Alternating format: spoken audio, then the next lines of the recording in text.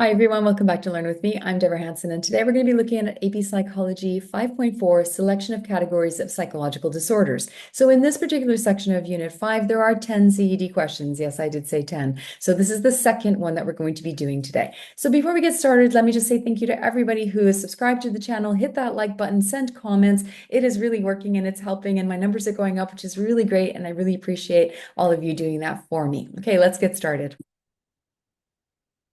Well, on the slides, you're going to see the key terms for this section of 5.4. So it's all of the 5.4, not just the sort of CED question that we're talking about today. So they're going to see them all. I do a separate video with the words, the key terms, the definition, and real life example, because as I always say, the key to the five are the key terms. You have to know your key terms. You have to be able to know them and apply them. So it's really, really important for you to study them however you decide works best for you. Of course, there are multiple ways of learning, and we know that from psychology, right? So please, whatever you do, absolutely you need to know those to do well on the exam. So if you want the full slideshow for that I'm going to be doing right now, all of the Unit 5 with the workbook, the study notes, and all of the scripts that actually go through all my YouTube channels, you'll find the link below as well to my Teacher Pay Teacher store, where you can find the everything for all 5 units. Okay, let's get started.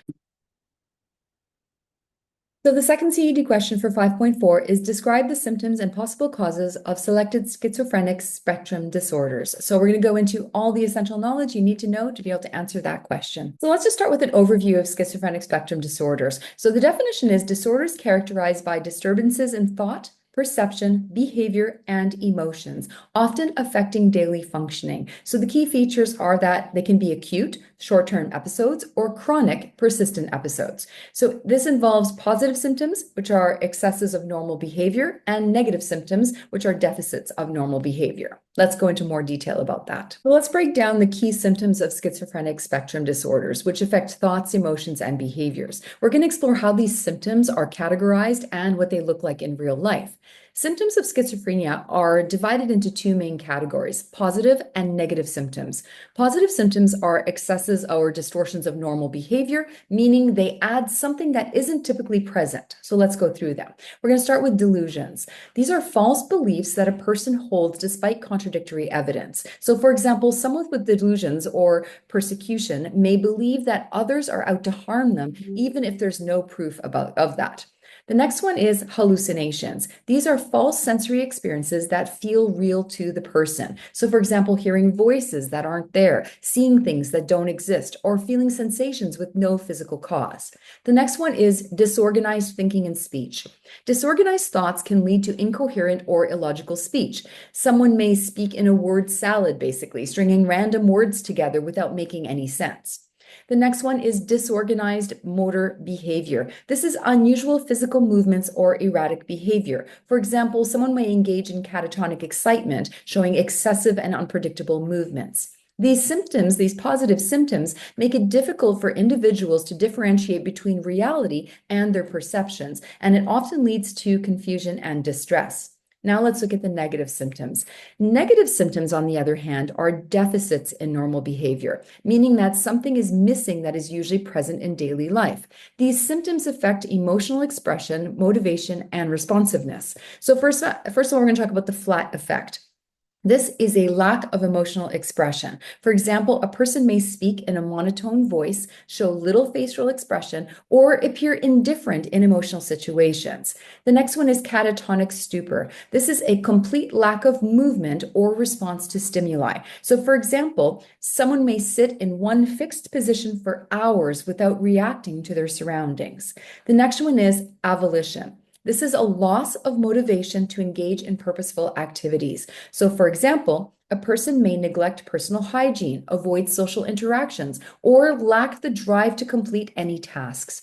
Negative symptoms can make daily life and functioning extremely challenging, often leading to withdrawal from relationships, work, or personal care. Schizophrenic spectrum disorders include both positive and negative symptoms affecting thoughts, emotions, and behaviors, and understanding these symptoms help us recognize the challenges individuals with schizophrenia face and promote greater awareness and compassion. So on this slide, that, I just made you guys a little chart to show you the symptoms and examples of each, so you can put those in your notes if that makes it easier for you. So what are some of the possible causes of schizophrenia, a complex disorder that affects thoughts, emotions, and behavior? We're going to break down the key factors that contribute to its development. One of the strongest predictors of schizophrenia is genetics. Studies show that the disorder tends to run in families, meaning that inherited genetic variations or mutations may increase a person's risk. So, for example, strong family history.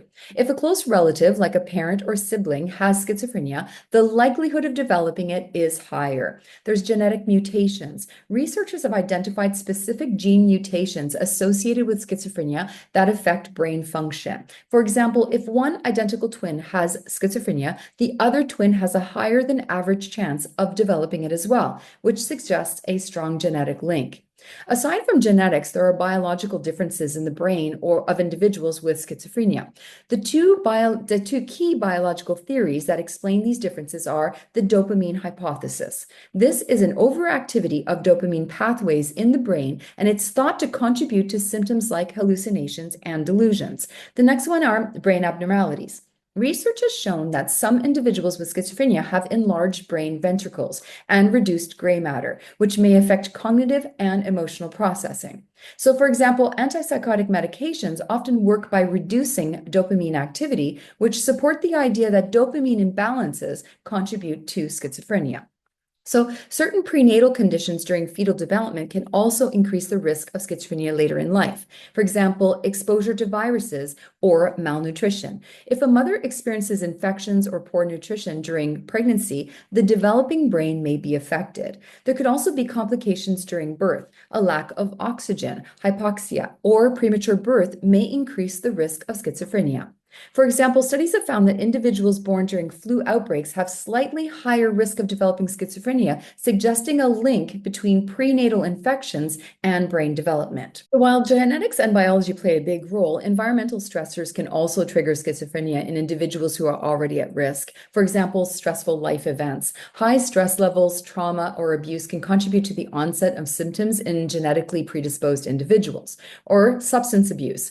So some studies suggest that using psychoactive drugs, especially during adolescence, can increase likelihood of developing schizophrenia. So, for example, a person with a family history of schizophrenia might never develop the symptoms unless they experience extreme stress or trauma, which could trigger the disorder.